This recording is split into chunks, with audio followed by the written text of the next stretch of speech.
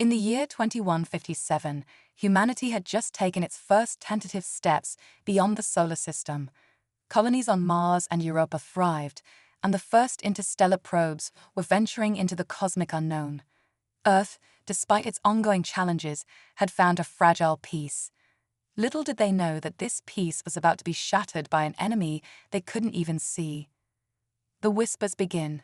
Dr. Amelia Chen, lead astronomer at the Arecibo Observatory, squinted at her computer screen. For weeks, she had been tracking an anomaly in the data streaming in from deep space.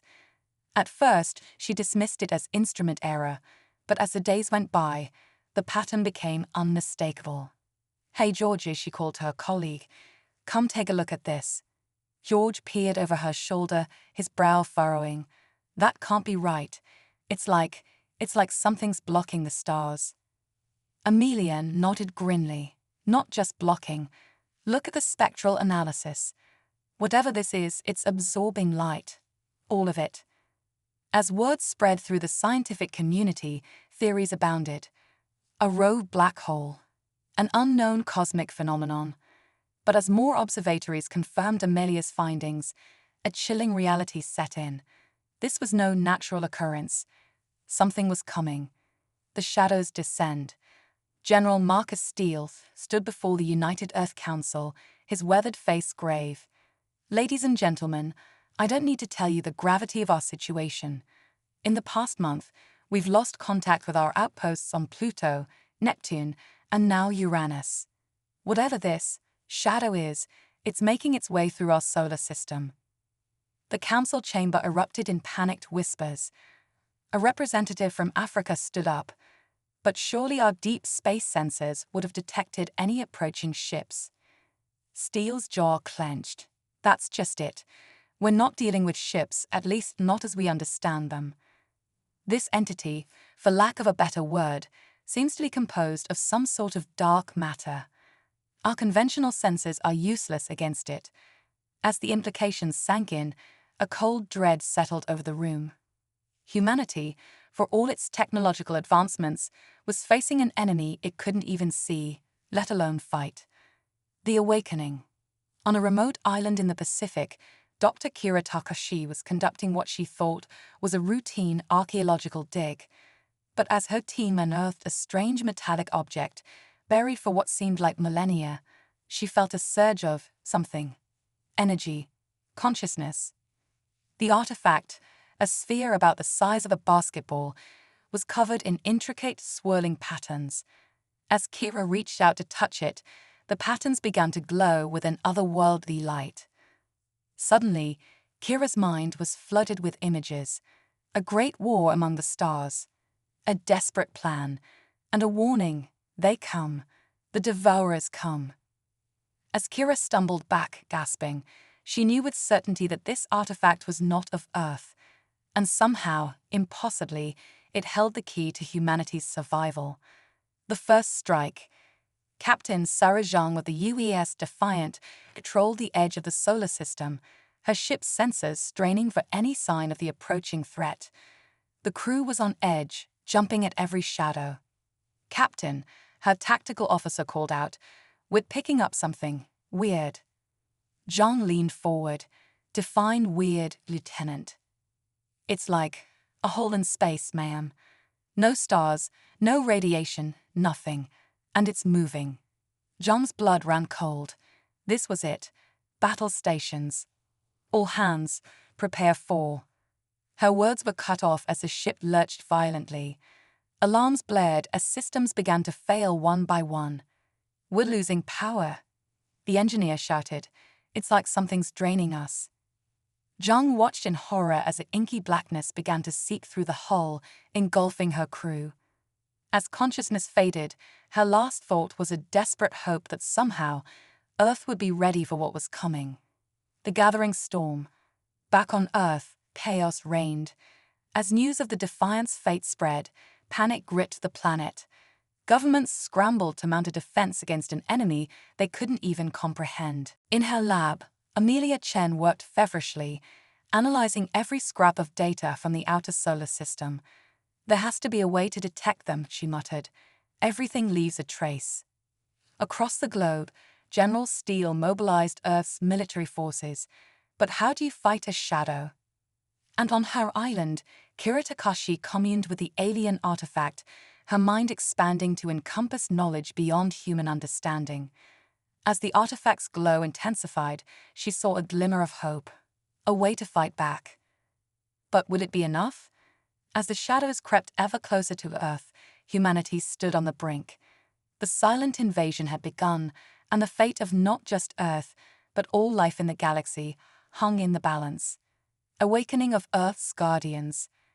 As the shadow of the Devourers loomed ever closer, Earth's desperate search for a defense intensified.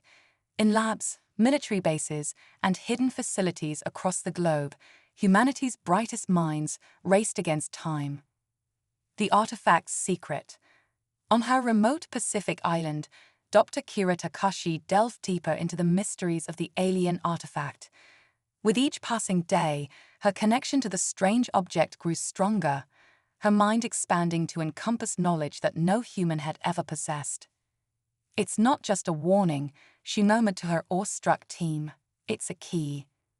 As Kira's fingers traced the glowing patterns, images flooded her mind. Ancient battles among the stars, a desperate plan to seed primitive worlds with the means to defend themselves. And a name, the progenitors. They knew this day would come, Kira explained, her eyes glowing with an otherworldly light. The Devourers have done this before, consuming world after world. The progenitors fought them to a stalemate, but at great cost. So they left gifts, buried deep, waiting to be found when they were needed most. Her team exchanged worried glances. Dr. Erica Soto, Kira's longtime friend and colleague, stepped forward. "Kira, what exactly are you saying?" Kira's gaze seemed to look beyond the confines of the room, beyond Earth itself. "We're not alone in this fight. The Guardians are awakening." The starfold rises. Deep beneath the Mariana Trench, something stirred. As if responding to some unheard call, ancient machinery hummed to life. The ocean floor trembled, and a massive structure began to rise from the depths. On the bridge of the U.S. Poseidon, Captain Michael Chen stared in disbelief at his sonar readings. "That's impossible," he breathed. As the enormous construct breached the surface, its true nature became clear. It was a shipyard, but unlike anything humanity had ever built. Sleek and organic in design, it pulsed with an energy that defied conventional physics. "Sir," his communications officer called out, "we're receiving a transmission from the structure." Chen's jaw dropped as a holographic image flickered to life on the bridge. A being, humanoid but clearly alien, spoke in a language that shouldn't have been understandable, yet somehow was. "Children of Earth," the being said, its voice resonating with ancient power. "The time has come. The Starforge awakens. Build your fleet. Defend your world." As news of the Starforge's emergence spread, governments worldwide scrambled to respond. The UN Security Council convened an emergency session, debates raging about how to proceed. General Steele, his face grim but determined, addressed the assembled leaders. "Ladies and gentlemen, I know we're all scared. Hell, I'm terrified.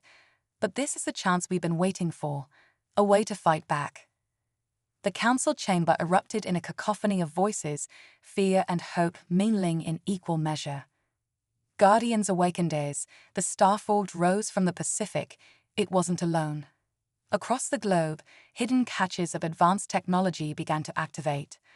In the heart of the Amazon rainforest, indigenous tribes watched in awe as a massive tree, ancient beyond reckoning, transformed into a shimmering energy matrix. The guardian of life, they called it, a nexus of bioengineering technology beyond human comprehension. Beneath the ice of Antarctica, a vast network of tunnels lit up, revealing a command and control center that made no raid look like a child's playset. The Frozen Sentinel, a global defense grid that had lain dormant for millennia. And in the skies above Earth, satellites that no one had put there flickered to life. The Celestial Shield, an energy barrier that could protect the planet from cosmic-scale threats. Dr. Amelia Chen, working tirelessly in her lab, was the first to detect the activations. "It's like Earth itself is waking up," she whispered in awe. As the Starforge rose from the Pacific, it wasn't alone. Across the globe, hidden caches of advanced technology began to activate.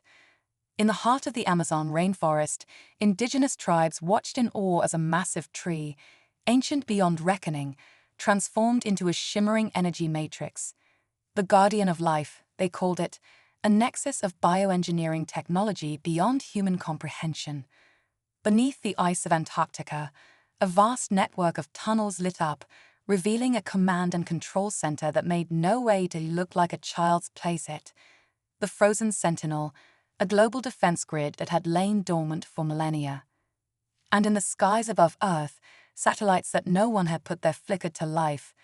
The Celestial Shield, an energy barrier that could protect the planet from cosmic-scale threats. Dr. Amelia Chen, working tirelessly in her lab, was the first to detect the activations. "It's like Earth itself is waking up," she whispered in awe. As these ancient defenses stirred, so too did something within humanity itself. All across the world, individuals began to manifest abilities that defied explanation. Telepathy, telekinesis, control over the elements, powers that seemed ripped from the pages of comic books became reality. In a small town in Kansas, a young farmer named John Baker stared at his hands in disbelief as electricity crackled between his fingers. In a Tokyo high-rise, office worker Yuki Tanaka found herself able to manipulate the very air around her. And in a Rio de Janeiro favela, street kid Carlos Oliveira discovered he could communicate with and control machines with a mere thought. These awakened, as they came to be called, were Earth's last best hope. For the technology left behind by the progenitors was not meant to be used by ordinary humans. It required individuals with extraordinary abilities to unlock its full potential. General Steele, working in concert with world governments, began a global effort to identify and recruit these awakened individuals. "I know you're scared," he told a group of newly discovered awakened at a hastily established training facility. "Hell, we're all scared. But you are humanity's best hope. You are our guardians." A plan takes shape. As Earth's defenses awakened and its guardians emerged, a desperate plan began to take shape. The Starforge would build a fleet unlike any humanity had ever seen. The Guardian of Life would create bioengineered weapons and defenses. The Frozen Sentinel would coordinate Earth's military response, and the Celestial Shield would buy them the time they needed to prepare. But at the heart of it all were the awakened. They would crew the ships, wield the weapons, and stand as humanity's first and last line of defense against the approaching darkness. Dr. Kira Takashi, her connection to the alien artifact growing stronger by the day, became the linchpin of Earth's strategy. Through her, the knowledge of the progenitors flowed, guiding humanity's frantic preparations. "We have one chance," she told the assembled world leaders, her eyes glowing with otherworldly energy. "One chance to stop the Devourers, not just for Earth, but for all life in the galaxy." As the shadows at the edge of the solar system grew ever darker, Earth prepared for war. The silent invasion was about to become a roar that would shake the very foundations of the cosmos. As Earth rallied its defenses and awakened its guardians, a startling realization dawned. They were not alone in this fight. Across the galaxy, other civilizations faced the same threat, and the time had come to stand together. First contact. The message came unexpectedly, piercing through the electromagnetic noise that had clouded Earth's communications since the Devourer's approach. Dr. Amelia Chen, monitoring deep space transmissions, nearly fell out of her chair when she decoded it. To the defenders of Earth, the message read, "You are not alone. We stand with you against the darkness. The Galactic Concord awaits your response." As governments worldwide scrambled to verify the transmission, a shimmering portal opened in Earth's orbit. Through it emerged a ship unlike any humanity had ever seen, its hull gleaming with an iridescent light that seemed to bend reality around it. "This is Ambassador Zorax of the Galactic Concord," A voice resonated in the minds of Earth's leaders. "We come in peace and in common cause. The enemy you face threatens us all." The Concord revealed, in a historic moment, broadcast to every corner of the globe, Ambassador Zorax addressed the United Nations. The alien's form was fluid, shifting between various shapes as it spoke, a visual representation of the diversity it represented. "Esteemed beings of Earth," Zorax began, "for millennia, the Galactic Concord has stood as a beacon of cooperation among the stars. We are an alliance of over 1,000 civilizations, each unique, yet united in our desire for peace and progress."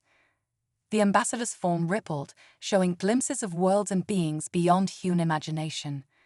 "But now we face a threat unlike any we have encountered. The Devourers, as you call them, have returned. They consume not just worlds, but entire civilizations, entire histories."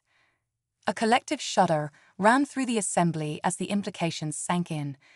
This wasn't just about Earth's survival anymore. The fate of the entire galaxy hung in the balance. Earth joins the fight. General Steele, representing Earth's military forces, stepped forward. "Ambassador, we're grateful for your offer of alliance. But I have to ask, why now? Why didn't you contact us before?" Zorax's form solidified into something vaguely humanoid, its eyes filled with what could only be described as regret. "We have watched your world for centuries, debating whether to make contact. Your potential is great, but so too is your capacity for destruction. We feared that premature interference might lead you down a darker path." The alien's gaze swept the room. "But now, faced with this threat, you have surpassed our wildest expectations. You have awoken the guardians left by the progenitors, a feat many thought impossible. You have united in the face of annihilation. You have proven yourselves worthy not just of survival, but of joining the greater galactic community." Dr. Kira Takashi, her eyes glowing with the power of the artifact, stepped forward. "The progenitors, they were part of your Concord, weren't they?" Zorax nodded, its form shimmering with what might have been pride. "They were our founders, our greatest scientists and peacekeepers. When they fell fighting the Devourers, we thought all was lost. But they left behind a legacy, the means for younger races to defend themselves. You, Earth, are the first to fully awaken that legacy in tens of thousands of years." A plan forms. In the days that followed, Earth's leaders worked tirelessly with the Galactic Concord to formulate a plan of defense. The Starforge, guided by the knowledge of the Concord's engineers, began producing ships that melded human ingenuity with alien technology. The Guardian of Life collaborated with xenobiologists to create defenses against the Devourer's energy-draining abilities. And the Frozen Sentinel integrated with the Concord's vast intelligence network, providing unprecedented strategic oversight. But the heart of the plan lay with the Awakened. As Zorax explained, the powers manifesting in certain humans were not random mutations, but the activation of dormant genetic potential left behind by the progenitors. "Your Awakened are key," the ambassador told a council of Earth's military and scientific leaders. "They can interface with progenitor technology in ways even we cannot fully comprehend. They may be our best hope of not just stopping the Devourers, but understanding and neutralizing them once and for all." The human element as the combined forces of Earth and the Galactic Concord braced for impact, the first wave of the Devourers entered the solar system. The void of space lit up with the eerie glow of their energy-draining fields, a sight that sent chills down the spines of even the most seasoned warriors. Captain Sarah Zhang stood on the bridge of the UES Phoenix, her hands gripping the command console. "All ships, report in," she ordered, her voice steady despite the tension. One by one, the captains of Earth's fledgling space fleet acknowledged their readiness. Alongside them, the more numerous and advanced ships of the Galactic Concord took up formation, their alien designs a stark reminder of how quickly humanity's world had expanded. "This is it, people," Sarah broadcast to the fleet. "Remember your training. Remember what we're fighting for. For Earth, for the galaxy, for life itself, engage." The battle erupted in a dazzling display of energy weapons and exotic technologies. The Devourer's tendrils lashed out, seeking to drain the life from ships and crews alike. But the combined fleet was ready. Shields flickered to life, repelling the energy-draining attacks with technology reverse-engineered from the progenitor's artifacts. On Earth's surface, John Baker stood with a group of fellow Awakened, their powers humming with anticipation. As the Devourer's vanguard breached the outer defenses and plummeted towards the planet, John raised his hands. Lightning asked from his fingertips, joining the barrage from energy cannons and psionic projectors. "Yeehaw!" he shouted as a Devourer ship exploded in midair. "That's for the cornfield, you overgrown parasites." The Guardians rise. Deep beneath the Antarctic ice, the frozen Sentinel stirred. Its consciousness, now fully integrated with Earth's defense systems and the Galactic Concord's strategic network, processed billions of calculations per second. General Steele watched in awe as holographic projections danced around him, showing real-time updates of the battle raging above. "It's working," he muttered. "We're actually holding them back." But the tide of battle shifted quickly. A massive Devourer mothership, easily dwarfing anything in the Allied fleet, emerged from hyperspace. Its arrival sent shockwaves through the defensive lines, scattering ships and disrupting formations. "This is it." Ambassador Zorax's voice resonated through the command center. "The Devourer Overmind. We've never managed to destroy one before." As hope began to falter, a new presence made itself known. The Guardian of Life, no longer confined to its jungle sanctuary, rose into the sky. Its massive form, a fusion of organic matter and energy, pulsed with the combined life force of Earth's biosphere. Simultaneously, the Starforge activated. The massive orbital construct began to glow, drawing power from the sun itself. Beams of pure creation lanced out, repairing damaged ships and reinforcing weakened defenses. The awakening. Dr. Kira Takashi felt the surge of power before she saw its effects. The progenitor artifact in her possession resonated with the other Guardians, creating a feedback loop of energy and information. "This is it," she breathed, her eyes glowing with otherworldly knowledge.